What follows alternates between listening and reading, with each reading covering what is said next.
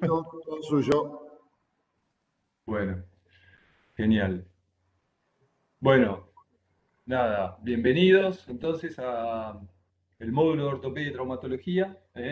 Este núcleo de generalidades este, apunta un poquito a introducirnos en lo que es la especialidad dentro de la, em, la especialidad de clínica quirúrgica y emergentología, ¿no? La traumatología es parte también y la idea es ir metiéndonos de a poquito. Entonces, un poco, la idea era arrancar mostrándoles algunos casos.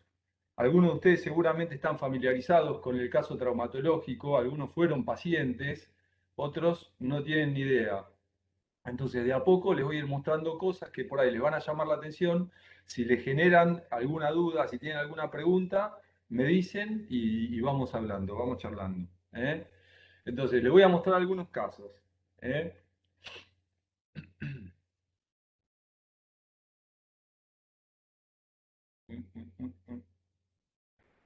Bueno, en la guía que había preparado, había presentado algunos casos que eran, bueno, este caso de Juan Carlos, un hombre que iba en bicicleta al trabajo, se le trabó la rueda de la bicicleta y voló hacia adelante apoyando el miembro superior derecho, creo que era.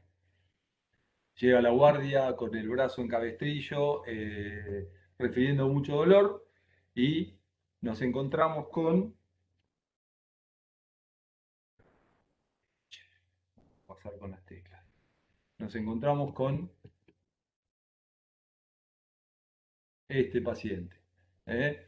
Con una deformidad en el extremo distal del antebrazo, eh, mucho dolor, un examen físico casi imposible, vamos a decir, este, y normalmente, acá no conseguí una foto, pero el paciente viene con la mano cubierta, ¿no? Entonces nos preguntamos, ¿qué le pasó, Juan Carlos? ¿Tiene sentido abundar en un interrogatorio, en una anamnesis demasiado extensa? Se cayó, se golpeó, presenta una deformidad en el extremo distal del radio. Tenemos que ir mucho más allá para acercarnos al diagnóstico que creemos que tiene Juan Carlos. Vamos a sacarle una radiografía, ¿no? Entonces ahí tenemos la radiografía de Juan Carlos. Es una radiografía de perfil, a veces la radiografía de guardia es una sola incidencia. Esta es la radiografía de perfil en donde se ve la fractura del extremo distal del radio desplazada hacia dorso, le está generando un acortamiento del hueso. Hola Fede,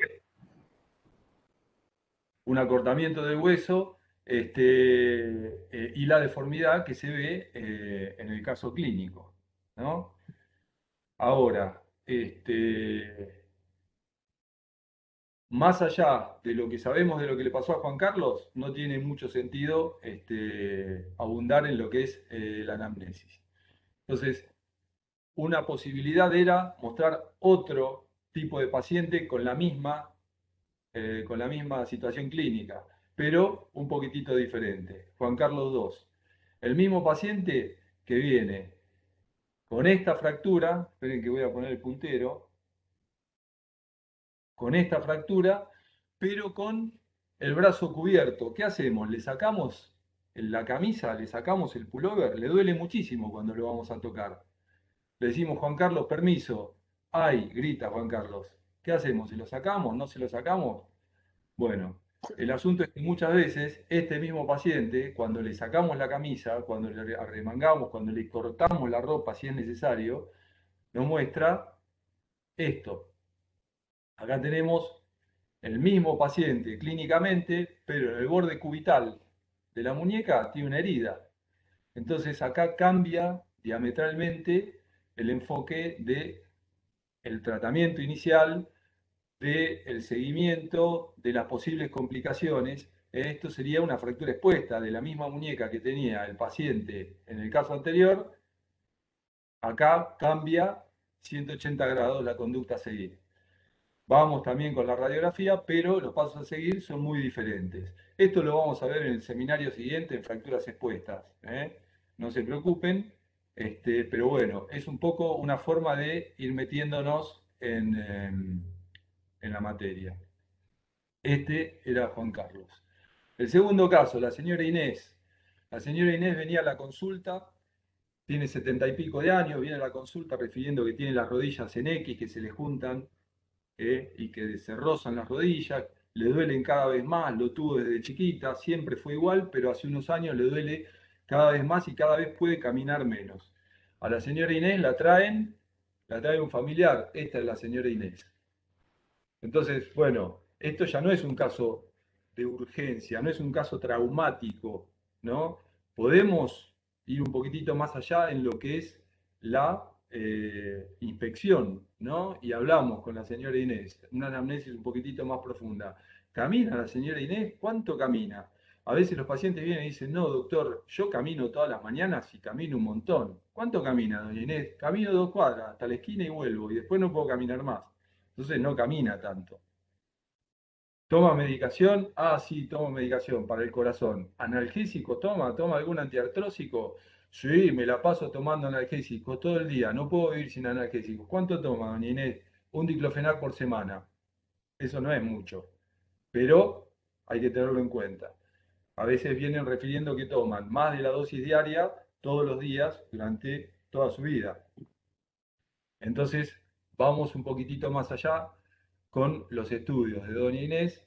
Estas son las radiografías de doña Inés, sus rodillas de frente. Fíjense, estas son rodillas con un desgaste progresivo, artrósico, signos de desgaste bastante claros, osteofitos marginales, pinzamiento del espacio articular, esclerosis por debajo de las superficies articulares. Son todos signos que ustedes por ahí ya vieron en tamizaje, ¿no? Esta es la rodilla de perfil, de doña Inés. Y esta es una incidencia axial en donde se ve bien la articulación entre la rótula y el fémur. También pinzado. Si esto no le duele a doña Inés, sería muy raro. Entonces, este es otro tipo de paciente, un paciente que viene sin urgencia, que podemos tener más tiempo para revisar y para ver cómo encaramos el tratamiento. Este es el tratamiento de doña Inés. Una prótesis de rodilla de cada lado. Esto fue la primera, fue en la rodilla izquierda, todavía tiene pendiente la rodilla derecha, ya vamos a ver cuándo vuelve al consultorio. Ya está caminando sin bastón, sin andador y creo que se está por ir de viaje. Sergio y José, su padre.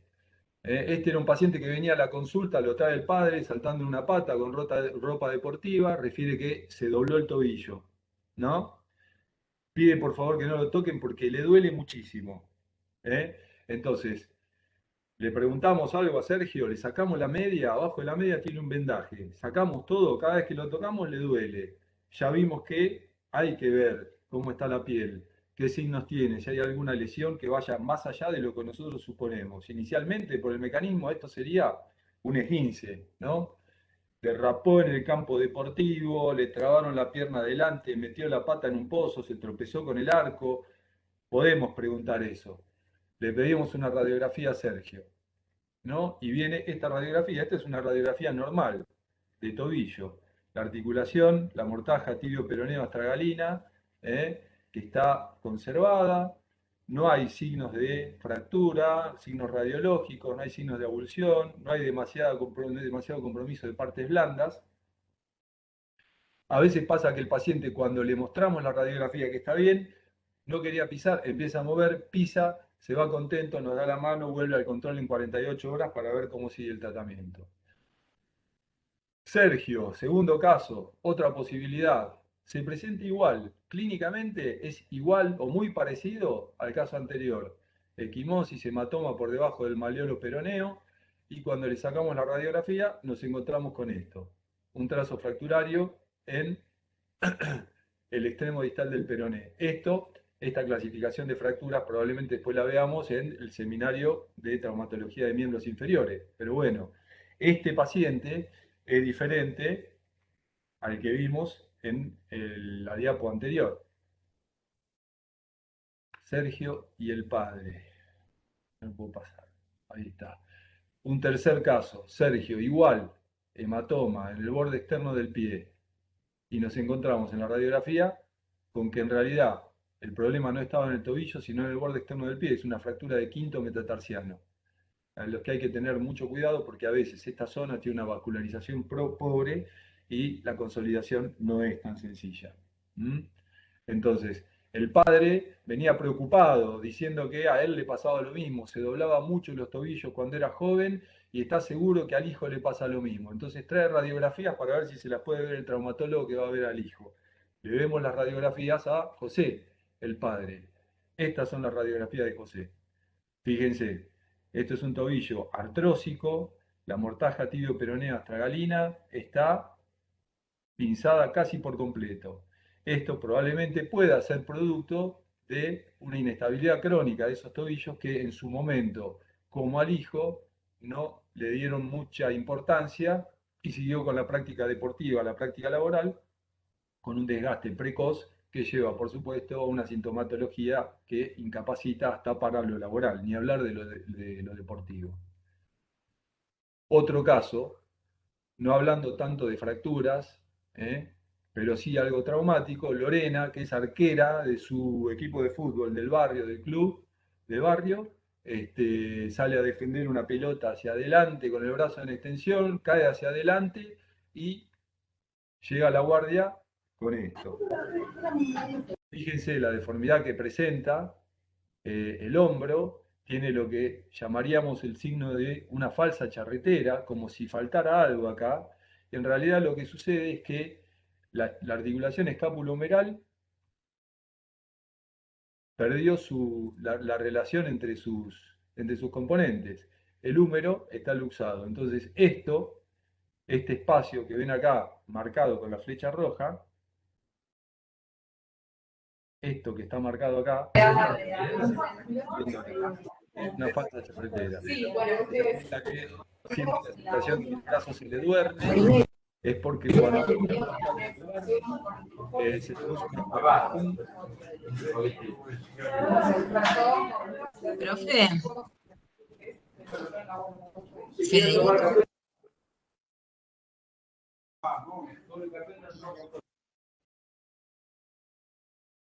Martín, ahora estás silenciado. Silencié todos de una. Fede, se te prende el micrófono de vez en cuando. Por eso te lo apagué.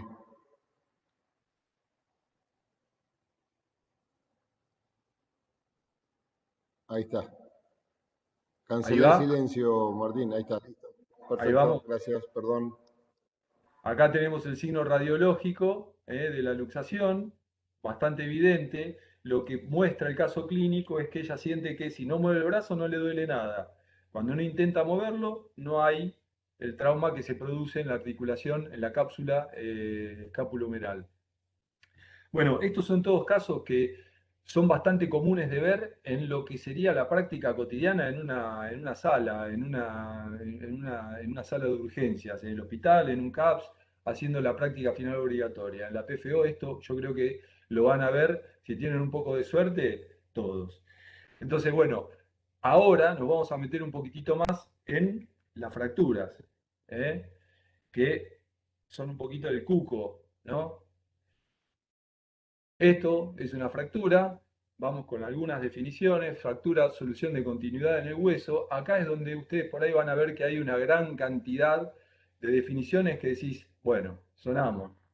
Todo esto, fracturas patológicas, traumáticas, ¿eh? Cerradas, abiertas, epifisaria, metafisaria, desplazada, no desplazada, transversa, oblicua, espiroidea, dos, tres fragmentos, plurifragmentaria, con minuta, me vuelvo loco. Entonces, de a poquito vamos a ir sacando qué es lo que sirve.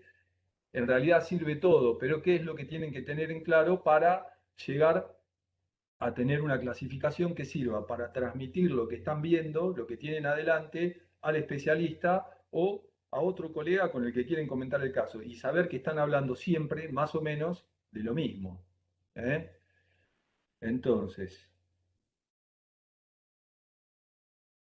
la primera definición, la primera división es entre las fracturas patológicas y las fracturas traumáticas. La fractura patológica es cuando se produce a través de un hueso que no tiene una buena calidad.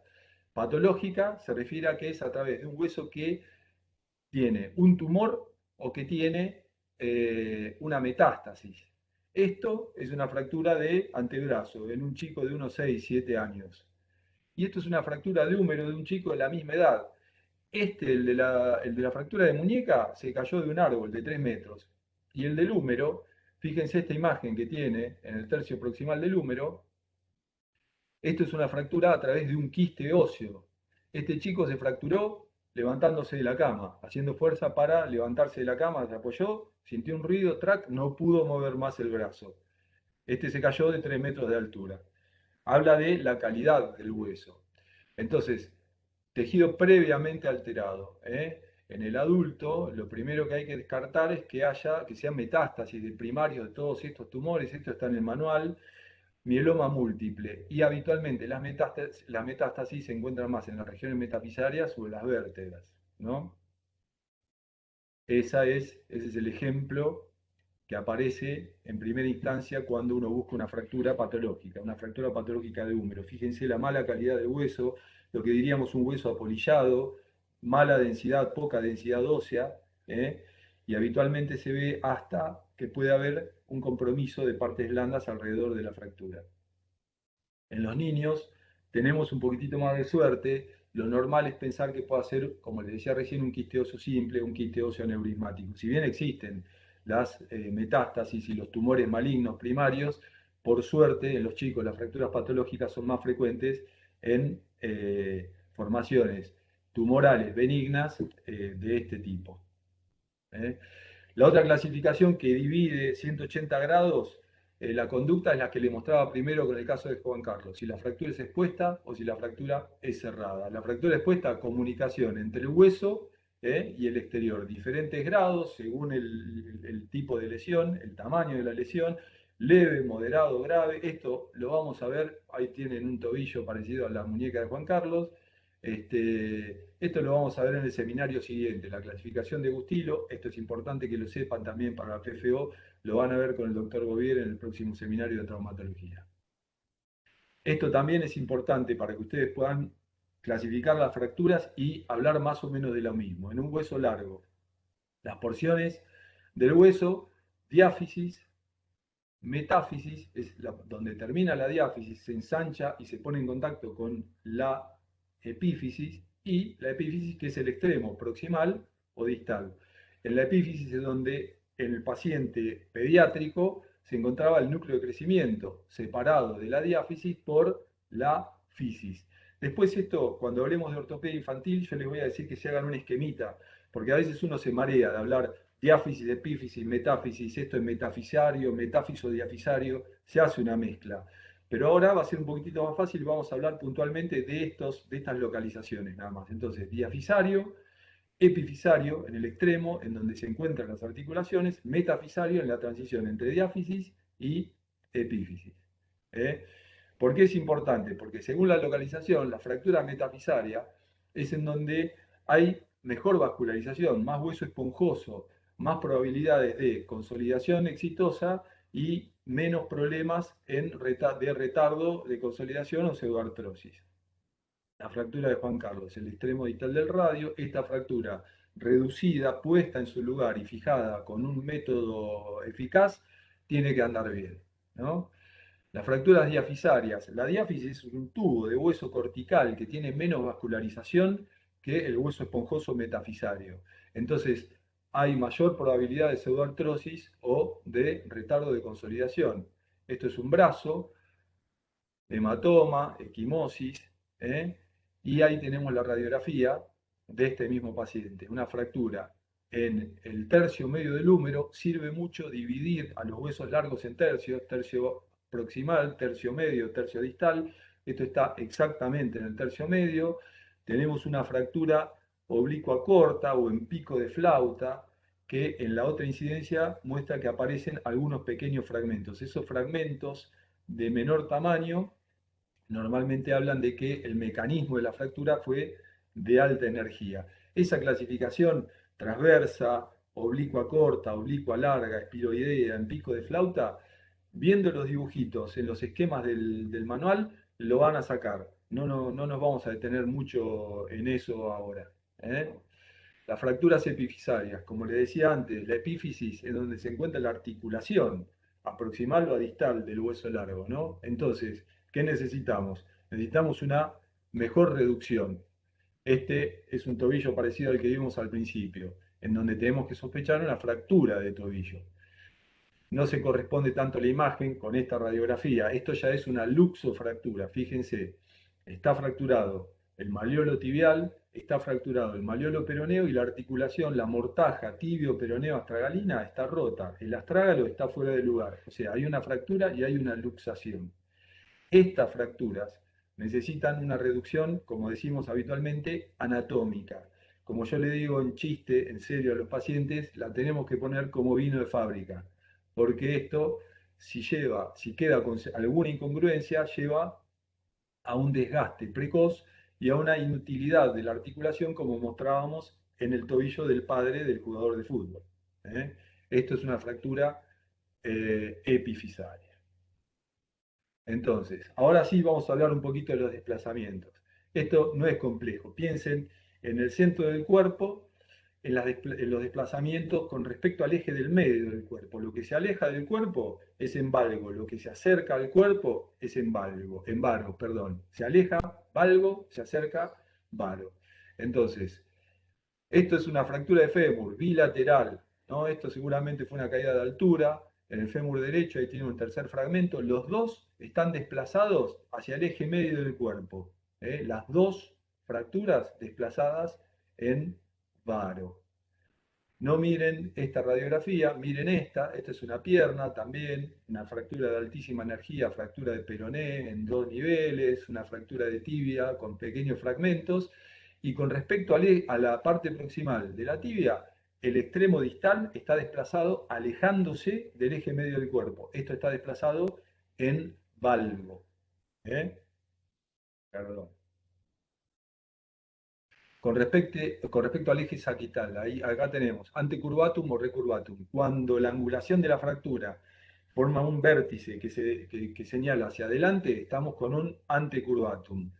Y cuando estamos con un vértice que apunta hacia atrás, es un recurvatum. Ahora sí, veamos esta radiografía, que es el mismo ejemplo del anterior. Fíjense, el extremo proximal de la tibia y distal, el vértice apunta hacia atrás, una fractura en recurvatum. Esta es otra, tibia proximal, tibia distal, el ángulo apunta hacia adelante, antecurvatum. ¿Mm? En el plano coronal, dos posibilidades, cabalgamiento y diastasis. El cabalgamiento, por las mismas fuerzas musculares, hace que se acorten las distancias y se superpongan los tramos de hueso vecinos al foco de fractura. Esto es una fractura de antebrazo típica que hay que reducir bajo anestesia. Esto no hay ni que intentar tocarlo, solamente alinearlo. Esto se resuelve en quirófano. El otro ejemplo es una fractura de olecranon. Acá la situación es un poco diferente. ¿Qué pasa? Los fragmentos se separan porque en este caso el tríceps que está anclado en la porción posterior del olecranon tracciona hacia arriba y hace que, por más que lo pongamos en su lugar, si esto no se fija con algo, se va a volver a diastasar. Nada más y nada menos que por las fuerzas musculares que actúan naturalmente. En el plano axial, las rotaciones, esto por ahí es un poco más difícil de ver, cuando clínicamente se produce una rotación es bien evidente, pero a veces existen rotaciones que ni clínicamente ni radiológicamente son tan fáciles de ver. Acá les puse un ejemplo bien claro. Lo que quiero que vean es que esto es una fractura supracondilia de codo en un niño. Fíjense que el extremo distal del húmero está de frente y la paleta humeral está de frente y el extremo distal está completamente de perfil. Esto está rotado 90 grados. Lo que pasa es que cuando este chico viene a la consulta, el codo está muy inflamado y a veces es muy difícil de evaluar. En este caso sería una fractura más o menos parecida, pero en donde la paleta humeral está de frente y el extremo distal, la porción supracondilia, también está de frente. Acá no está rota. Fíjense la diferencia. Esto está de frente, esto está de perfil. Vamos a otro caso a otra entidad, en este caso, las luxaciones, como les mostraba al principio con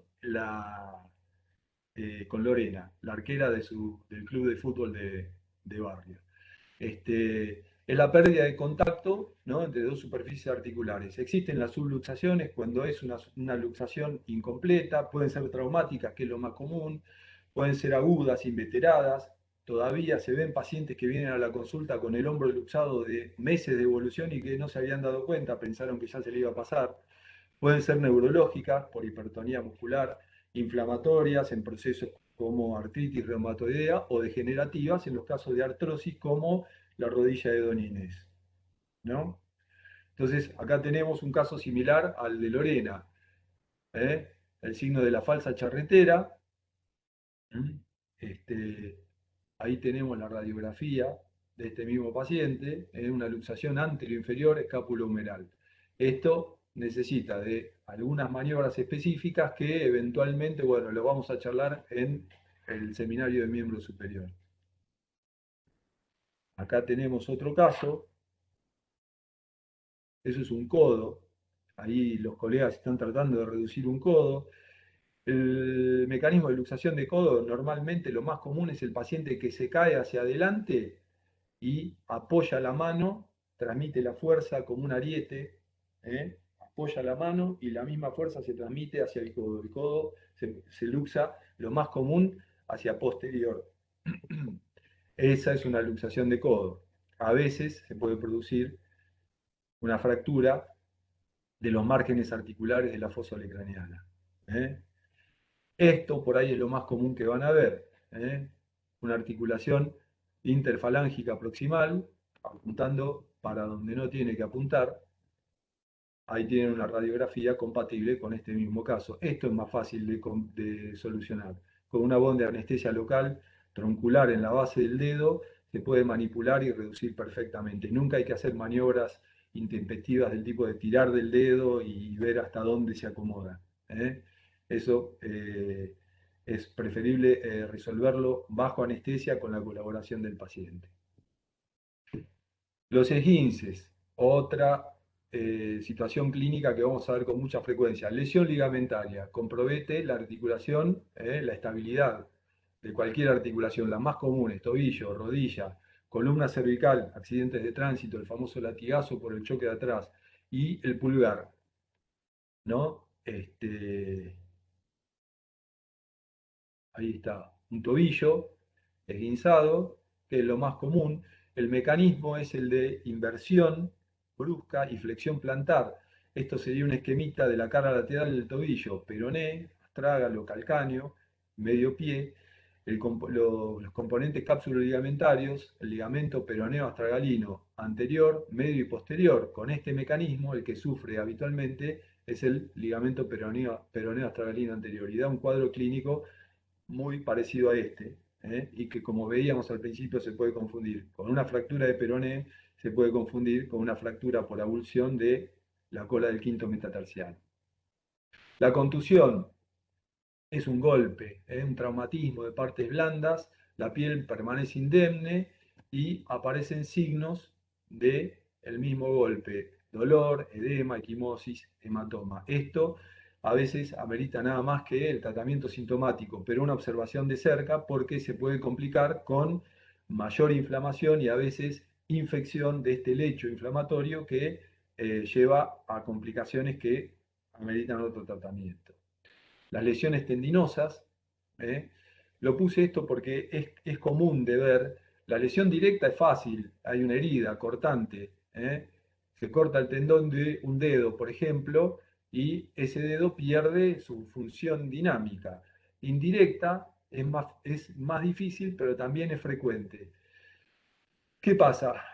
El caso más común que vemos es el pelotazo, el paciente que está jugando y recibe un pelotazo de frente. Le provoca una flexión brusca de la articulación interfalángica distal y una ruptura del tendón extensor. El dedo queda caído y con una impotencia funcional absoluta. Esto es lo que produce, a veces se avulsiona un fragmento del extremo, perdón, del margen dorsal de la base de la última falange. Y amerita este tipo de tratamiento. A veces llevan a un tratamiento quirúrgico. La lesión muscular o desgarro Se diferencia porque el hematoma acompaña a la lesión, que es proporcional a la cantidad de fibras, eso es un poco relativo. Lo importante es saber que las lesiones pueden ser miofibrilares, puede haber una lesión de la fascia, puede haber una ruptura muscular completa. Esta es la forma de presentación, es bastante común. Esto es un desgarro de isquiotibiales. El hematoma, hablando francamente, se desparrama hacia distal, nada más que por el efecto de la gravedad. Ahí está el esquemita que ustedes pueden encontrar en cualquiera de los que ya lo han visto ustedes en ARTI, y que habla de los distintos grados de desgarro. Este esquema lo puse porque se lo voy a repetir muchas veces. Es como una hoja de ruta para seguir con el paciente en traumatología, ¿no? Como veíamos al principio con Juan Carlos. Inspección, ¿no? Vemos deformidad, tumefacción, cambios de color, rubor, palidez, cianosis. Vamos a la palpación. Dolor, a veces el dolor limita el resto, ¿no? Del examen clínico. Si hay compromiso vascular, tomamos los pulsos, vemos el relleno capilar y sobre todo vemos la temperatura. Cuando es posible, según el grado de compromiso del paciente, vamos a, eh, acá yo se lo puse las siglas en inglés porque esto aparece con estas siglas en todos los trabajos aparece escrito así, ya sea un trabajo español, argentino, americano o inglés. Range of motion, ROM, para ver la impotencia funcional. Mueve, no mueve, cuánto mueve. Por la mitad, llega hasta la mitad de la reducción del brazo y le duele. Esto es para tener en cuenta. Y después, de acuerdo a la topografía de lo que estamos viendo, las pruebas específicas. Estas pruebas específicas las vamos a ir viendo en los distintos seminarios de miembro superior y miembro inferior. ¿Eh? Entonces, seguimos con las fracturas, vamos a la parte del tratamiento. Para hablar de tratamiento tenemos que acordarnos de esto que ustedes ya lo vieron, ¿no? La pregunta que nos hace muchas veces el paciente es, doctor, ¿se está curando la fractura? La fractura se empieza a curar, la biología empieza a actuar desde el momento en que la fractura se produce. Acá se acaba de fracturar el hueso y tenemos ya la formación de un hematoma. Se rompen estos vasitos que van por dentro del hueso esponjoso, se produce un hematoma. El paso siguiente es que ese hematoma se va transformando en tejido fibroso, cartilaginoso, se revasculariza, se calcifica, se forma el nuevo hueso, el famoso callo óseo, que con el tiempo y con el uso y con la rehabilitación se remodela. Entonces, con este mismo esquema,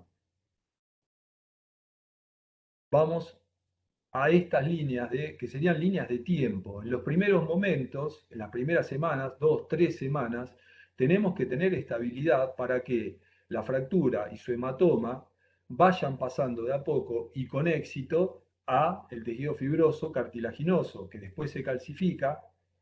Cuando esto va pasando, que se forma el tejido fibroso, que se empieza a calcificar, lo que sucede es que van disminuyendo los síntomas de inflamación y se pueden empezar a hacer cosas para mejorar, para optimizar los resultados de este tratamiento.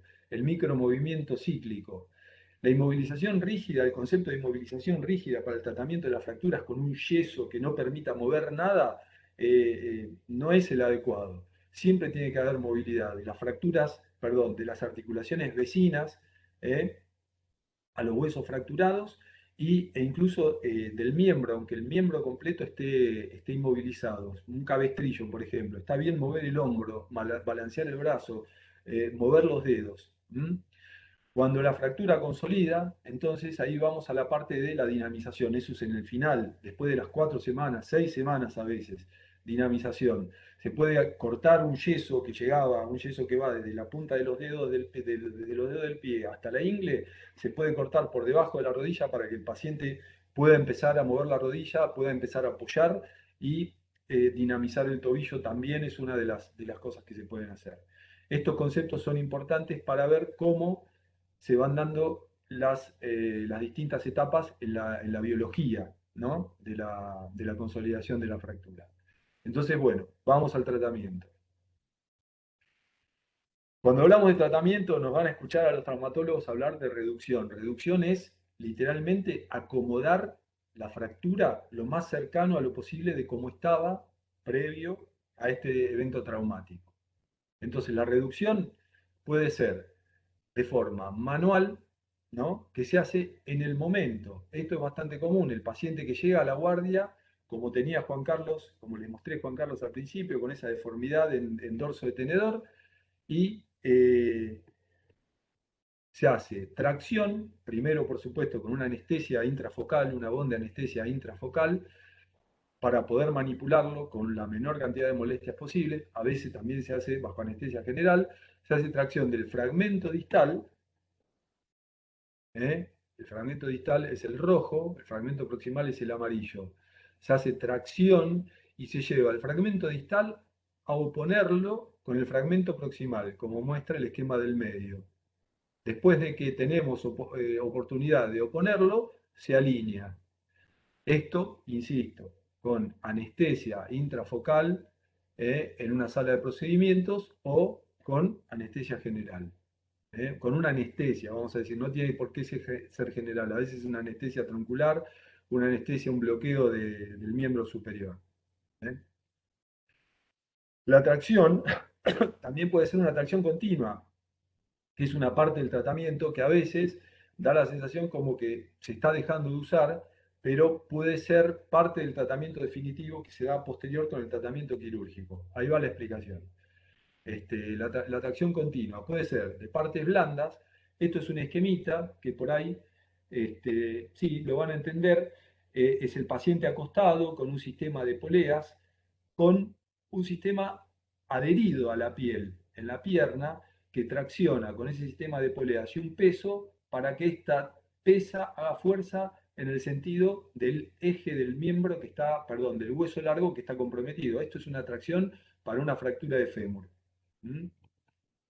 Así es como la van a ver. Esto se usa mucho, muchísimo en ortopedia infantil, en los chicos. Muchas veces la tracción de partes blandas es el tratamiento definitivo para una fractura de fémur en un niño de 4 años, por ejemplo, 4 y hasta más edad también. ¿eh? La tracción continua, esquelética, se usa más en adultos. Este es el esquema. ¿eh? Un compás que se fija en la porción supracondilia, en este caso para una fractura de fémur también, con peso que tracciona en el sentido, en el eje del hueso largo que queremos mantener reducido, sobre todo para que esto se vaya acomodando con el tiempo y que disminuya el dolor. Esta es la imagen de cómo se ve una tracción esquelética que es diferente a la que les mostré en el esquema. Esta es una tracción esquelética colocada en la tibia, en la tuberosidad anterior de la tibia. ¿eh? El efecto es similar. Las dos son para una fractura de fémur. Después vienen las inmovilizaciones. Después de esa manipulación que les mostré, ¿no? En la reducción manual, esto, podemos llegar en la misma sala de procedimientos a hacer un yeso. Vamos de nuevo.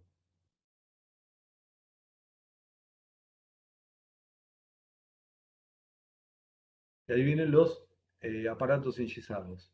Para columna cervical, los distintos modelos, esto es un corset, columna cervical, Minerva, collar, para la columna dorso-lumbar, un corset. A veces el corset tiene que llegar hasta la parte proximal de los muslos para inmovilizar la parte de la columna, la parte baja de la columna.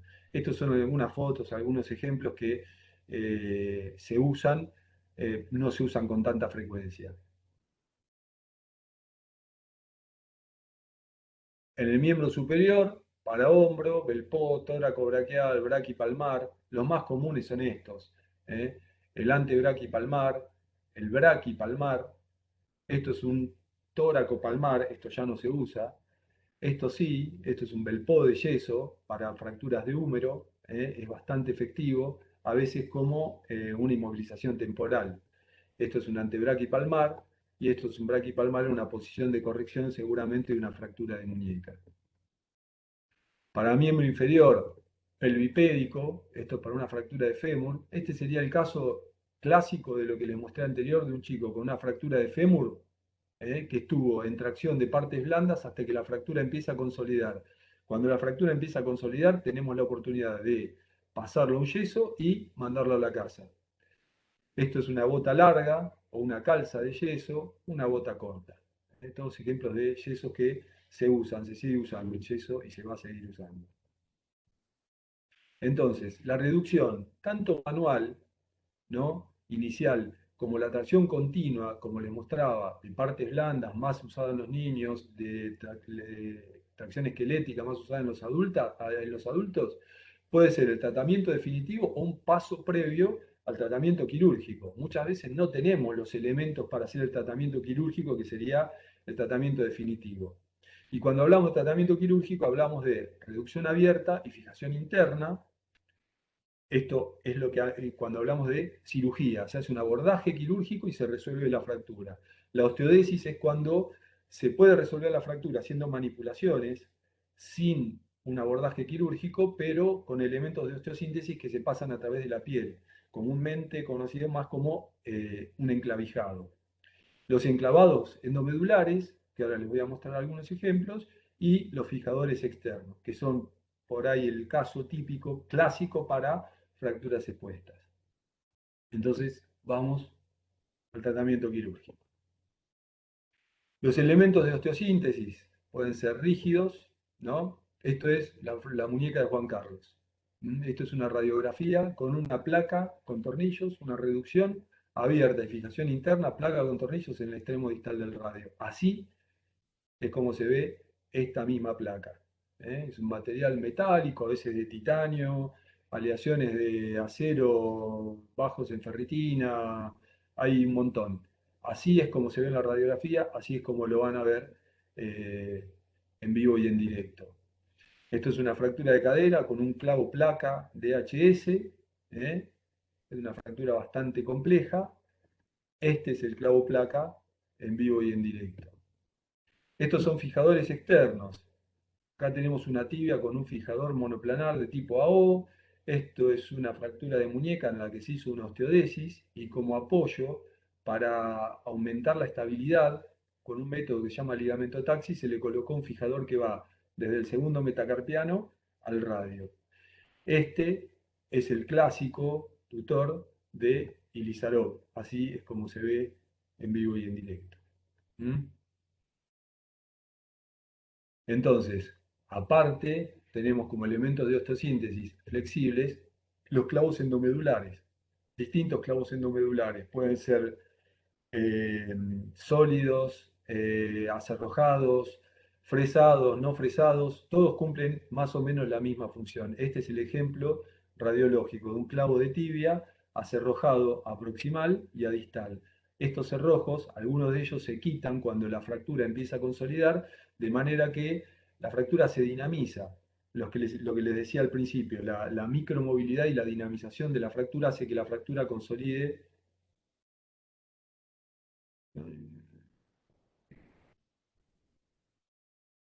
Profe, ¿te paso una pregunta? Sí, diga. ¿Cuánto tiempo más o menos, no sé si es según el tipo de hueso o la fractura, podés esperar para ver si consolida o no, a decir, bueno, este hueso no va a consolidar, voy al tratamiento quirúrgico? Mirá, uy, acá hice una macana. Eh, Depende mucho de la topografía de la lesión. En líneas generales se habla que podés esperar hasta 6 meses para decir que una fractura no está consolidando y está llegando a una situación de pseudoartrosis. Pero depende mucho del tipo de fractura. Hay huesos que son más proclives a esa pseudoartrosis y tenés que tomar cartas en el asunto antes para evitar llegar a ese punto que a veces es irreversible. Fracturas de, como te decía, del húmero, fracturas de escafoides. eh, Hay distintas situaciones clínicas que ya te hacen abrir el paraguas, la antena, como para tener en cuenta que vas a caer en un retardo de consolidación, en una pseudoartrosis. Las fracturas expuestas, la falta de vascularización, la falta de cobertura de partes blandas, hay muchos factores. Lo vamos a ver bien en el seminario siguiente. ¿eh? Acá hice una macana que no sé cómo sacar esto. Porque estás dibujando. Volvé a los botones de abajo a la izquierda donde pasás vos. No lo encuentro, che. Botón derecho, el puntero tuyo.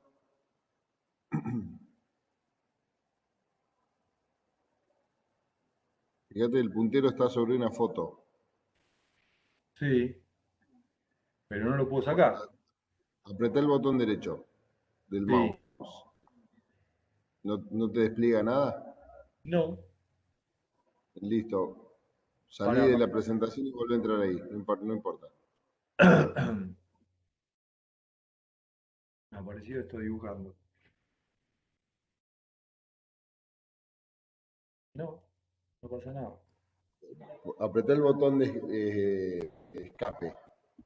Sí, no pasa nada, Gabriel. No está escapando.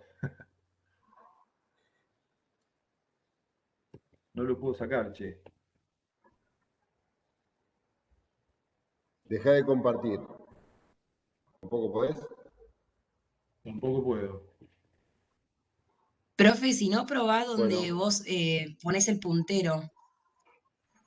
¿Viste cuando vos seleccionás para... Che. Fátima, no sé si se está riendo de la situación o está con ganas de colaborar. Te vi. Les avisé, ¿eh? No, oíme, No, la no, otra. profe, no me estoy Ahí riendo. está. A todos le pasa, así que Está bien, pero les Ya le avisé va a por lo tocar menos. ya le va a tocar a ellos estar de este lado, vas a ver cómo van a sufrir. Y ahí voy de nuevo a compartir. Correcto. Pero no tengo el... Me desapareció el mouse. Eso es lo que me... ¿Entendés? Sí.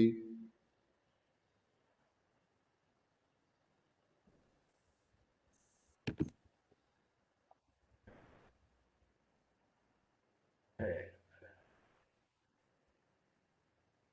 no anda. ¿Está? Te ofrezco, ¿querés que pase yo la presentación? Dale, por favor. Dale, Porque dame un segundo. ya es un papelón. Ah, sí, imperdonable. Mirá la cara de Fiamma, el odio que tiene Fiamma. Había un par que estaban sufriendo acá, te digo, ¿eh? ¿Por qué? Por las cosas que mostré. Te digo que me parece que la ortopedia y traumatología no es lo de ellas. Dame un segundo que tengo que ponerme yo como presentador. Ahí volvió el mouse. Pará. Pará. Ah, listo, Listo. pero Ahí volvió. listo, Ahí está. fantástico. Entonces, estábamos con estos clavos endomedulares. Ahora no. No, tengo el puntero. No tengo el puntero láser. Bueno, otro tipo de clavos endomedulares. Flexibles. Estos son como una varilla. Se colocan como si fuera a invocar una varilla adentro de un tubo. Y manteniendo la reducción de la fractura. Fíjense, ahí tienen un ejemplo, una fractura de antebrazo de ambos huesos, cúbito y radio, a diferentes niveles. El del radio se pone desde distal a proximal, el del cúbito se pone de proximal a distal. ¿Eh? El del cúbito está un poco pasadito porque llegó hasta la epífisis. Ahí tienen un ejemplo, fracturas de fémur, se ponen desde la rodilla hacia proximal, y esta fractura de tibia que se pone desde proximal a distal. Son bastante útiles, más sobre todo en ortopedia infantil. Esto es un accesorio, les puse este esquema porque a veces no es algo que está cerca en la guardia.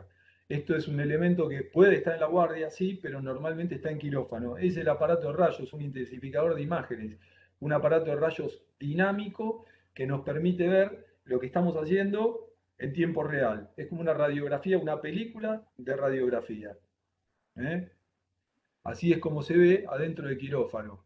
Esta foto la puse un poquito a propósito para que vean, fíjense, este debe ser el técnico de rayos, este debe ser un ayudante, el cirujano. Fíjense que el cirujano tiene también algo en el cuello, azul, lo mismo que el técnico de rayos, lo mismo que este ayudante. Esta técnica no tiene nada. Eso es la protección plomada que hay que usar. Tienen que tratar de usarla cada vez que estén en contacto con este tipo de aparatos. Es muy importante, ténganlo en cuenta. A veces uno lo deja como algo secundario y va sumando dosis de rayos durante toda la carrera y bueno, eso a veces trae algunas consecuencias. Otra cosa que se utiliza en traumatología, más en la parte, digamos, de ortopedia en adultos, como le mostraba con la señora Inés, son los elementos de sustitución. A veces se usan también en fracturas muy complejas en donde la reconstrucción de una articulación es imposible y terminamos usando prótesis de rodilla, de cadera, son las más comunes, existen también las de hombro. ¿Mm?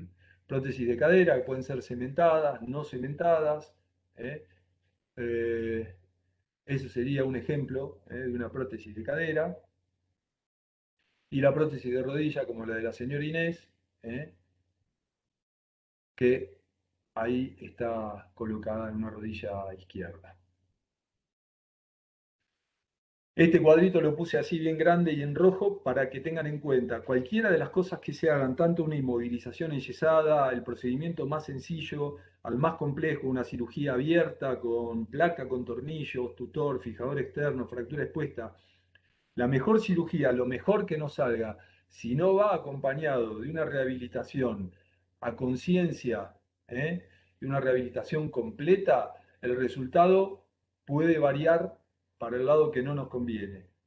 Siempre hay que estar conscientes de que lo que se haga tiene que ir acompañado de una rehabilitación posterior. El acto médico en la traumatología no termina al sacar los puntos, sigue con la rehabilitación. Esta fotito la puse porque, como me pasó a mí en su momento cuando empecé la carrera y empecé a estar en contacto con la especialidad de traumatología, yo estaba convencido que la traumatología más que nada era hacer yeso. Varios de ustedes me lo preguntaron en alguno de los laboratorios de habilidades clínicas. Profe, la traumatología es, ¿vamos a hacer yeso? ¿Qué más hace un traumatólogo? Bueno, podemos, sí, hacer yeso, pero hoy por hoy la traumatología es una especialidad que se vuelca hacia la resolución quirúrgica. Esta es la traumatología de hoy. Se puede hacer esto, a veces esto es un paso previo al quirófano, pero bueno, sí, la traumatología es más quirúrgica que otra cosa. Esta la puse porque, bueno, si alguien se impresionó con lo que puse anterior, con esta no van a querer saber nada. Esta era la traumatología. Así se resolvían las fracturas expuestas en la fractura de antebrazo hace algunos siglos. Y esta es lo que me mandan siempre algunos amigos para el Día del Traumatólogo. Así que, bueno, gracias. Espero que les haya servido. No sé si me quedé corto de tiempo, Gabriel, cómo anduvo la cosa. Este, no me cronometré. La verdad te sobró una hora, así Una que hora. diste toda la traumatología y ortopedia en una hora. Ahí se resolvieron muchos de los conflictos del doctor Arroqui, que está acá muy atento, porque él tuvo todo el año pensando cómo iban a hacer para dar la especialidad en seis encuentros. No, estuvo muy bueno. Es un poco Preguntas de cortado. alguien. Yo tengo una pregunta. ¿Cómo se dice? ¿La reducción continua siempre se hace o o sea, qué criterios tenés para hacerla? No, vos te referís a la tracción continua. Sí, esa tracción continua. La tracción continua es un método temporal para mejorar las condiciones de esa fractura en ese paciente para cuando llegue el momento de la resolución definitiva. El ejemplo clásico es el que les mostraba con la tracción de partes blandas. Eh, un paciente pediátrico que llega con una fractura de fémur, ¿no? Deformidad, camilla, todo, mucho dolor. Llanto, imposible el examen físico. Le pones la tracción de partes blandas, lo acomodás en la cama. Cuando la tracción empieza a trabajar, que empieza a tirar literalmente, al paciente le cambia la cara. La fractura se alinea, los fragmentos que estaban así se empiezan a acomodar, se llegan a poner en una posición de oposición y de esa manera nos acercamos a lo que sería la resolución de la fractura. Lo que pasa muchas veces, según el paciente, esa puede ser la forma en la que termina el tratamiento, termina de pegar la fractura en esa posición con la tracción puesta. Cuando vemos en radiografía que esa tracción está funcionando bien, que el hueso consolida, sacamos todo, le ponemos un yeso en quirófano y se va a la casa. Pero hay otros pacientes que tienen una fractura que es inestable, que sabemos que por más que le pongamos un yeso, esa fractura se va a volver a cabalgar o se va a volver a desplazar. Entonces, lo mantenemos en tracción hasta que nos llega el material de osteosíntesis, que son esos clavitos que yo te mostraba que eran como varillas que se ponen desde proximal a distal. Esa es la resolución definitiva de la fractura. Entonces, ¿puede ser el final del tratamiento? Sí, puede ser, pero la mayoría de las veces la tracción se usa hasta que la fractura se resuelve en quirófano. Gracias. Pregúntenme que tenemos una hora. Yo sé que se quieren ir a estudiar, pero Fede, aprovechen que estoy conectado, porque no sé si voy a poder volver a conectar con lo que me costó esto. Martín, no sé si Fede quiere hacer algún aporte. Fede levantó una ceja. Bueno, buenas tardes, buenos días a todos. No, una excelente presentación. Conceptualmente lo que es la generalidad está bien planteada, pero como un viejo cuento de Sacheri dice que lo raro empezó después. El tema es cuando empiecen a entrar en lo que es la biología de la consolidación ósea y los elementos que uno tiene como especialidad para resolverlo es donde se entra a complejizar. Entiendan que el cuerpo, la ortopedia y traumatología es una especialidad quirúrgica, somos cirujanos del aparato locomotor. Y entiendan que uno nunca elige el paciente ni tampoco elige la fractura. El resto depende de ustedes, de los criterios que tengan para conceptualizar si es una fractura que está o no reducida, si es una fractura estable, si es una fractura inestable, y qué es lo que puede uno como cirujano aportarle. Nada, cuando más o menos entremos en lo que es la patología más sectorizada, lo que es el aparato locomotor, el miembro superior, el miembro inferior, y van a empezar un poquito a complejizar estos conceptos que están muy bien dados. Pero entiendan que hoy en día la ortopedia y la traumatología es una especialidad, a ver, siempre lo fue, una especialidad quirúrgica. El tema es que hoy en día la tecnología ha hecho que sea más, no sé si más fácil disponer con todo el conocimiento, los abordajes quirúrgicos y toda la metalúrgica que hay, de, de recuperar al paciente, que ese es el objetivo. Pero, muy bien, está muy, muy completo. Profe, le Muy hago una bien. consulta. En cuanto a la De hecho, prótesis ahora les mostraría una cirugía de Aquiles, pero bueno, no sé si me van a dejar. No. En cuanto a la prótesis de rodilla, ¿la rótula no viene incluida? Porque no vi que apareciera. Sí, sí, sí. Lo que pasa es que el componente rotuliano, qué pregunta, ¿eh? Qué finito. Lo que pasa es que el componente rotuliano es de polietileno, que es radiolúcido. Entonces, vos vas a tener oportunidad de verlo nada más que en la radiografía de perfil. Y no vas a ver el componente rotuliano, sino que vas a ver el espacio que se genera al estar interpuesto entre el componente metálico del fémur y lo que queda de rótula. Sin embargo, a veces el componente rotuliano no se pone. Hubo una tendencia a no poner el componente rotuliano y a denervar la rótula para que el frote de lo que queda de cartílago en la rótula con el componente femoral que es metálico no genere dolor. Son posturas. Yo particularmente le pongo el componente rotuliano a todos los pacientes. No sé vos, Federico. Mira, la patología del aparato extensor de la rodilla creo que es el motivo más frecuente de consulta de dolor de rodilla. En pacientes jóvenes, en pacientes de mediana edad y en pacientes ya grandes, candidatos a un reemplazo articular. Y la pregunta que haces es una pregunta que se hace generalmente en cualquier congreso de la especialidad, rótula sí, rótula no. Y es como dice Martín, va mucho del tipo de implante que tengas. Hay implantes más o menos anatómicos,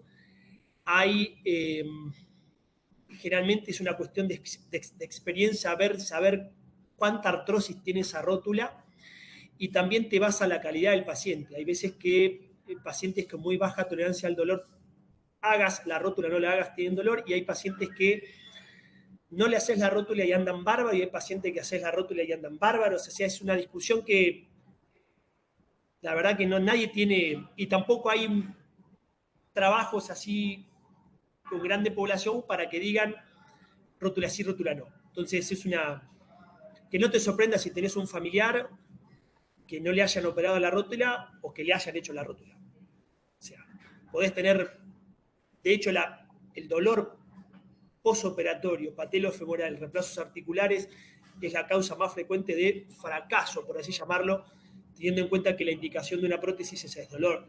O sea, paciente, vos planteás una cirugía de rodillas por dolor y el paciente después de un tiempo te sigue consultando por dolor. Entonces, Fracasó. es complejo. Exactamente. Sí, sí. De hecho, Gracias. nosotros ahora, en un momento ahora vamos a hacer un paciente que hace 3 años fue operado de un reemplazo articular, no se hizo la rótula, y después de 3 años, un paciente que siempre estuvo con molestias y un tiempo esta parte ha sido acrecentando ese dolor patelofemoral. Cuando uno habla de dolor patelofemoral es un dolor anterior. El paciente siempre se señala, me duele acá, se toca las rótulas. De hecho, se le va a hacer el reemplazo del componente rotuliano. Igual, profe, ¿por qué por qué es un tema de debate? ¿No viene como incluido, entre comillas, con ya la prótesis? Cada paciente Aparte. es individual. La técnica de reemplazo articular, como la técnica de osteosíntesis o cualquier instrumentación que haga, son técnicas estandarizadas. O sea, es lo mismo para todos. Y no todos somos lo mismo. Claro. Sencillo. Hoy en día, muchas veces a vos te preguntan por qué una prótesis es de mala o buena calidad. ¿Qué hace que una prótesis sea mala o buena? Y tiene que ver fundamentalmente el diseño, no solamente la calidad de con qué está hecho el implante, sino el diseño y el instrumental que vos tenés para operarlo. Y el diseño vas a encontrar que cuanto más variantes de diseños tenga un mismo implante, más se puede acomodar a un pool de población. Pero nunca va a dejar de ser una prótesis que no se adapta o que no imita la prótesis o la articulación natural de ese paciente. Ni hablar del dolor. El dolor es otra cosa.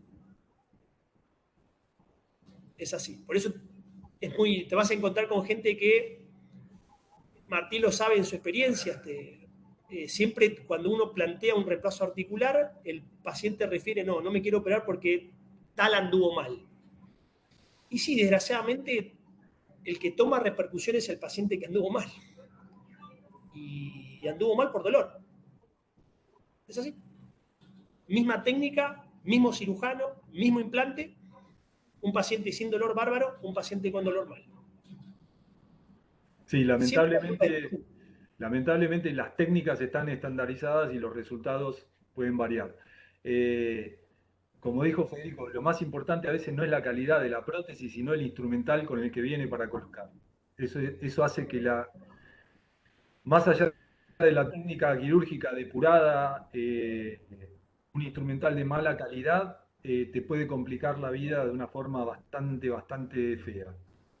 Por eso, a veces un amigo mío me decía, no tenés que buscar una prótesis cara, tenés que buscar un buen cirujano y un buen instrumental. Eso para mí es lo que hace la diferencia. ¿Mm? ¿Qué más? Profe, tengo una pregunta, no sé si lo dijo en algún momento de la presentación porque me tuve que ausentar, pero cuando viene un paciente a la guardia con una fractura, ¿cómo Sí. tratas el dolor? ¿Es con opioides?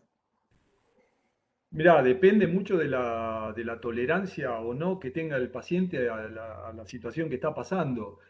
Muchas veces yo llego a la guardia y el paciente ya está acostado en una camilla con una vía puesta y le están pasando un analgésico. Y que la mayoría de las veces yo ni me entero de lo que le están pasando. Se le puede pasar opioides, sí. Por ahí le pasaron ya, no sé, viene derivado de Vidal y viene con una vía, hace 45 minutos que está viajando, sí, por ahí le están pasando opioides, depende de la edad, o sea, si el paciente lo necesita, no está mal.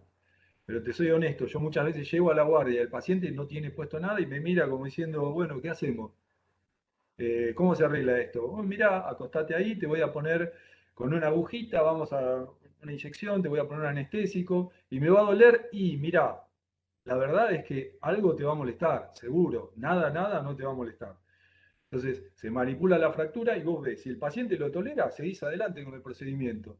Se hace eso que yo les mostraba con el dibujito. Llevas el fragmento distal, lo llevas hacia a ponerlo con el fragmento proximal. Siempre el ejemplo es una fractura de muñeca. Si el paciente lo tolera, hay pacientes que se hace la manipulación, le hacemos el yeso, van a rayos, vuelven con la radiografía de control, está bien, y el acompañante, la madre, me preguntan, ¿y qué le doy? ¿Cómo estás? ¿Te duele? No, no me duele nada. Dale ibuprofeno. Si con ibuprofeno va a andar bien, cualquier cosa, que se comunique o que vuelva a la guardia. Pero no siempre tiene que ser lo más pesado. ¿Eh? Depende del paciente en realidad. Otra. Tengo una, profe. ¿Se me escucha? Te escucho bajito, pero sí te escucho, dale.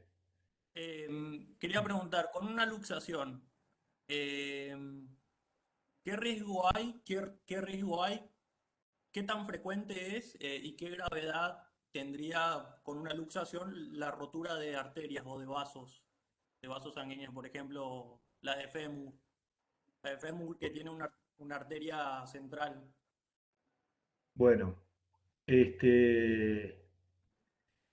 el riesgo en la fractura, perdón, en la luxación, primero que la luxación de fémur, la luxación de la cadera, ahora que vamos a ver trauma la semana que viene, este, va a ser producto de un mecanismo de alta energía. Entonces, a veces no es nada más que la luxación lo que genera una lesión vascular, sino todo el mecanismo. Para que se salga la cadera del lugar tiene que haber pasado algo, una caída de altura, un accidente de tránsito, un atropellamiento. De la mano de ese traumatismo, más la pérdida del domicilio natural de la articulación, es con lo que viene más posibilidad de una lesión vascular. Si querés que te diga porcentajes en este momento, me tendría que ir a buscar en un libro, para serte honesto. Pero no es nada más que la luxación, sino todo el entorno, en este caso del paciente, que es un paciente de trauma. ¿Eh? Después me perdí de la otra parte de la pregunta que me hiciste.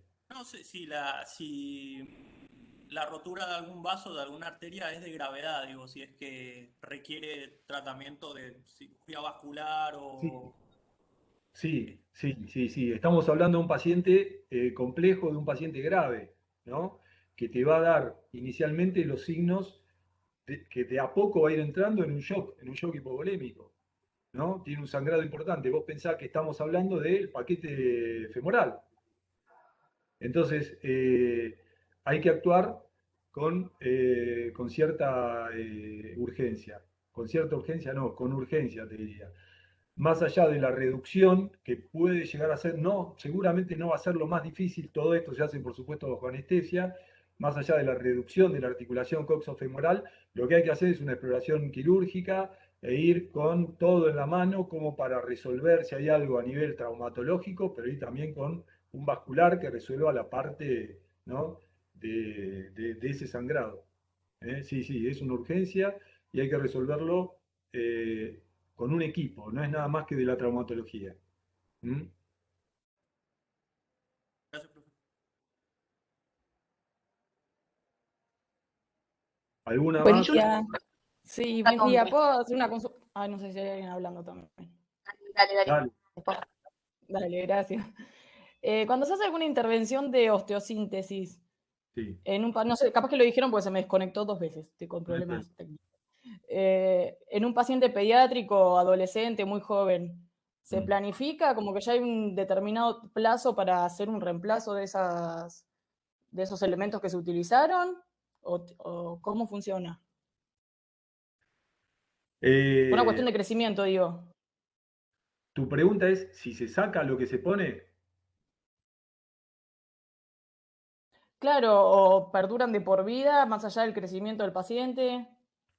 Mirá, hay materiales de osteosíntesis que hay que sacarlos, porque están en una localización que paradójicamente, si se dejan, a la larga terminan generando una debilidad del hueso vecino. Te estoy hablando de una cirugía programada en un paciente pediátrico neurológico, digamos. Vos hablabas de una cirugía programada, ¿no? En un paciente Sí. con una encefalopatía crónica no evolutiva, lo que sería una parálisis cerebral. Se hace una osteotomía de cadera, un corte en la cadera, se reorienta la cadera para que funcione mejor, que no se salga la cadera del lugar. En estos pacientes la cadera se luxa. Entonces se hace una cirugía en el cuello del fémur. Se reorienta la cabeza del fémur para que vaya dentro de la articulación, se pone una placa con tornillos. Esa placa con tornillos se deja el tiempo suficiente para que la fractura, la osteotomía, que sería una fractura controlada, consolide. Pasado un tiempo prudencial, que normalmente cuando el padre nos viene a preguntar cuánto tiempo, le decimos que antes del año, si no hay ninguna complicación, antes del año no se la vamos a sacar. Entonces, si vos la dejás, como te decía antes, paradójicamente, en los márgenes de esa placa, el hueso, por una cuestión mecánica, se debilita y se puede producir una fractura por encima o por debajo de la placa. Entonces es conveniente sacarlo. Hay algunos materiales de osteosíntesis, por ejemplo, los que le mostraba endomedulares, esos TEN, que son como una varillita, muchas veces el punto de entrada le molesta al paciente. Se tocan y le duele, hacen deporte y se les hace un moretón, un hematoma, una reacción inflamatoria. Vienen a la consulta con anestesia, se hace un abordaje mínimo, se toma la punta de ese clavo, con el material adecuado, se extrae, se da un puntito y se va a la casa. ¿Eh? Hay otros pacientes que el material fue quedando incluido dentro del hueso y me vienen a plantear, después de 5 años de la fractura, que se lo quieren sacar. Yo miro la radiografía y le digo, mirá, ya se pasó el tren. O sea, el sacarlo era el año pasado. Siempre se puede sacar. Lo que pasa es que hay que plantear que a veces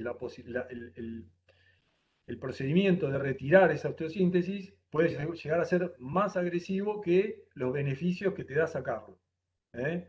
Entonces ahí es donde hay que buscar el equilibrio entre hacer una cosa o no, o convencerlo al paciente de que dejarlo así como está es lo mejor. Gracias. Había alguien más que había preguntado y se superpusieron. Yo, no, una pregunta capaz tonta, No, pero cuando haces un yeso de una fractura, ¿hay como criterios de alarma como para decirle al paciente, bueno, porque dolor supuestamente o sea, va a tener, como para decir, bueno, no sé, está comprometiendo algo vascular o que diga, si pasa esto, te venís? espectacular. Buena pregunta. Muy buena pregunta. Porque esto es lo que probablemente van a ver ustedes. A ustedes no les van a hacer reducir una fractura cuando estén haciendo la PFO, cuando estén haciendo, no sé, sus primeras rotaciones en clínica médica. Pero van a ver al paciente que estuvo con el traumatólogo hace un rato por una fractura de antebrazo, como les mostré. Pongamos como ejemplo la fractura de antebrazo que por ahí, o una fractura de pierna. Vamos con la de antebrazo. En la fractura de antebrazo, una de las complicaciones más frecuentes, ¿cuál es? El síndrome compartimental. A veces no, lo vamos a ver en el próximo seminario. A veces no llegamos al síndrome compartimental, pero la inflamación en el foco de la fractura, después de la fractura y de la manipulación, hace que al aumentar el volumen y ese volumen estar contenido por el yeso, que es un vendaje que no es elástico, va a comprimir. El músculo, por ejemplo, va a seguir aumentando de tamaño y ocupando espacio, ocupando el espacio del nervio y ocupando el espacio de los vasos arteriales y venosos. Al principio los venosos, se compromete el retorno, viene el paciente con el yeso y los dedos azules, o los dedos negros, como le decimos nosotros. Esas son indicaciones para volver rápido a la guardia. Lo primero que hay que hacer es hacer una hendidura longitudinal en el yeso y abrirlo. Normalmente con esa maniobra nada más, ese cuadro cede. Pero hay que vigilarlo de cerca, porque debajo de ese cuadro puede venir el síndrome compartimental, que es algo ya bastante más grave y que tiene una resolución completamente diferente. Pero lo que dijiste vos está bien. Los signos de alarma son esos: dolor excesivo que no se da con la posición o con los analgésicos que se le indicaron, cambios de coloración y cambios en la sensibilidad, parestesias, adormecimiento. Todos esos son signos como para volver y volver a consultar. Mirá, anduve bien, todo bárbaro, pero tengo la mano dormida. Ah, caramba, vamos a abrir el yeso, algo está pasando.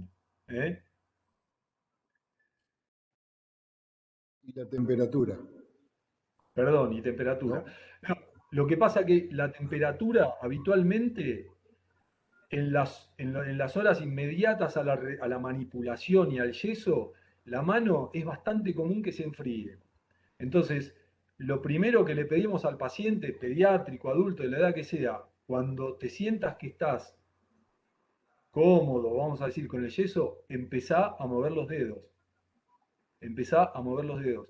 La movilización, lo que hablaba de la dinamización, mejora la vascularización en la zona en donde se produjo la fractura, disminuye la congestión y disminuye la probabilidad de estas complicaciones que son bastante comunes.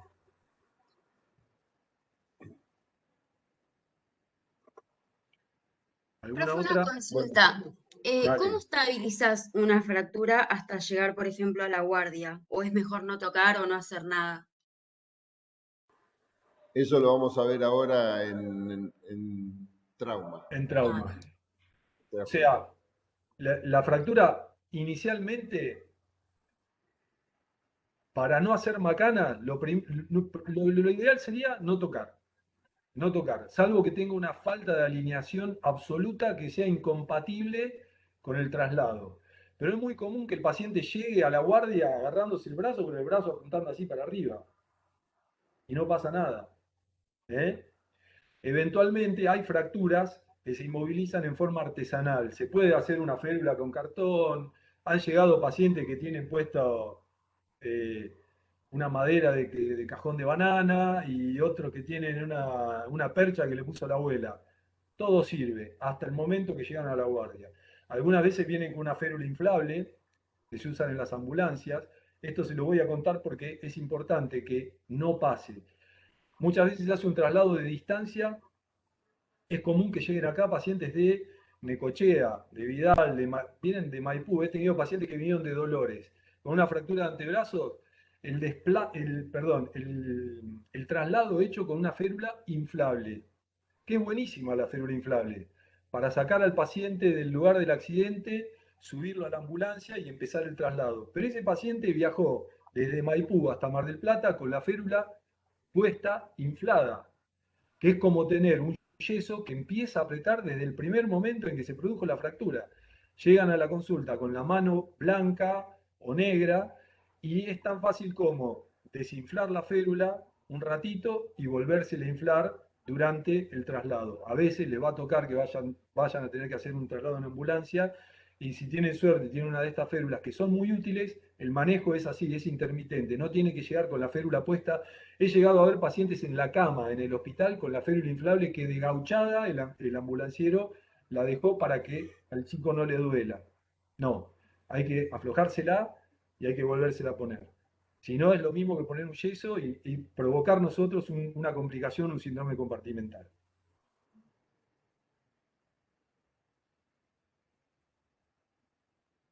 Con respecto a la inmovilización, habíamos hablado, vamos a ver con Federico y con los otros traumatólogos con los que vamos a estar hablando de traumatología, la posibilidad de por ahí en una de esas enseñarles a hacer una valva, una inmovilización simple, para que ustedes tengan la herramienta en los primeros contactos con este tipo de pacientes. Vamos a ver si Angelini nos compra yeso.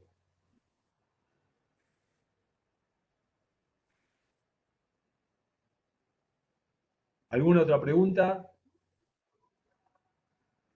Profe, a mí no me queda claro hasta qué punto Estefanía va a Mar de nosotros... Ajó perdón, ¿Querés Estefanía decir va a algo? Mar de Ajó el sábado y va a traer mucho yeso para la facu. Sí. El baúl lleno del auto, de Mar de Ajó. Perdón, Agos.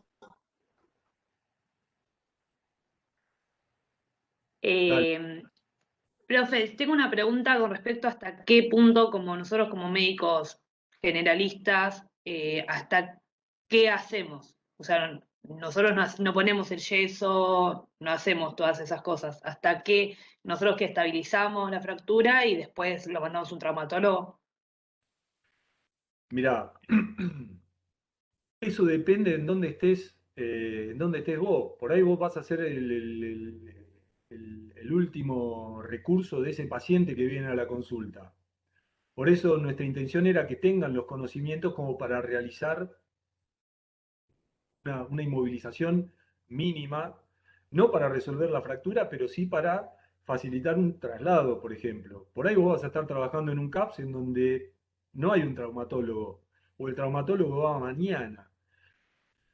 Lo que nos interesa a nosotros es que ustedes sepan cómo resolver esa situación, pero sobre todo que tengan en claro qué paciente puede esperar hasta mañana y qué paciente tiene que trasladarse urgente al centro de mayor complejidad más cercano.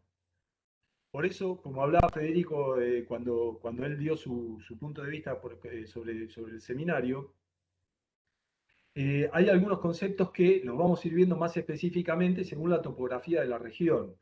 En lo que se refiere a inestabilidad, probabilidades de complicaciones, combinación con otras heridas, como le mostraba el primer caso de Juan Carlos. Juan Carlos, si tiene una fractura de muñeca con una férula, yo le puedo decir, Juan Carlos, mirá, volvete a tu casa y decirle a tu primo que tiene un auto que te lleve hasta Mar del Plata, que te vean hoy.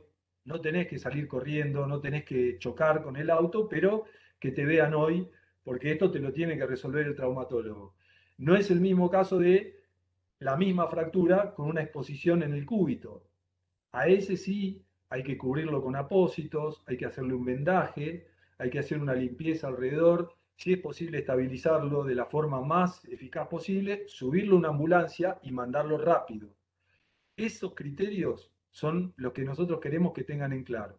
No pretendemos que resuelvan la fractura, por supuesto que no, pero sí que sepan hacer una especie de, vamos a decir, triage. ¿eh? Ustedes mismos. Este paciente puede esperar, este paciente puede ir mañana, este paciente no tiene nada. En realidad nunca tiene nada, pero cosas que se pueden manejar acá, cosas que podemos controlar en 24 horas, cosas que se pueden trasladar mañana o cosas que tenemos que trasladar ya. Eso es lo importante. Yo siempre cuento como anécdota, estando en el hospital a las 3 de la mañana, me despertaron porque llegaba una derivación de Maipú con un paciente de, no me acuerdo, 8 años, con una fractura de pierna. Me lo habían derivado sin avisarme, sin llamarme por teléfono. Me levanto, dormido por supuesto, a las 3 de la mañana. Cuando voy a recibir al grupo que entraba, entra primero el ambulanciero, segundo el padre del paciente, tercero la madre, no sé si no venía la abuela también, y último, el paciente con la fractura de pierna venía caminando. Entonces yo miré así para atrás y dije, ¿dónde está el paciente con la fractura de pierna? Es este que viene acá, venía saltando así con cara de, yo no sé qué hago acá, venía durmiendo en la ambulancia, fantástico. Me traen la radiografía, miro la radiografía y señalado con una flechita, le habían marcado la fisis proximal en donde está la tuberosidad anterior de la tibia, que si no tenés mucha cancha en ver radiografías en chicos, podés pensar que es una lesión a nivel esquelético. Pero vos esa radiografía la tenés que correlacionar con el paciente. Se golpeó, le duele mucho, pero mueve la rodilla, pisa, llegó caminando, se va caminando. ¿Está fracturado? ¿Realmente está fracturado? ¿Vale la pena subir a toda la familia a una ambulancia para que vengan a las 3 de la mañana de Maipú, desde Maipú hasta Mar del Plata con niebla y que choquen en la curva de Camet? No, eso podían haber llegado a la mañana tranquilamente y la consulta hubiera sido la misma.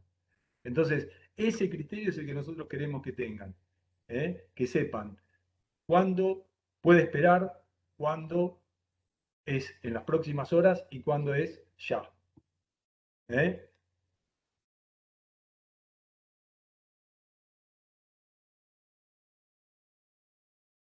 Otra. Bueno, muy bien. ¿Estamos? Gracias Martín y Fede por los aportes. Nos estamos viendo el jueves que viene, ahí sí, ya la semana que viene con actividad plena. Éxitos en estos días con los exámenes. Chao, gracias.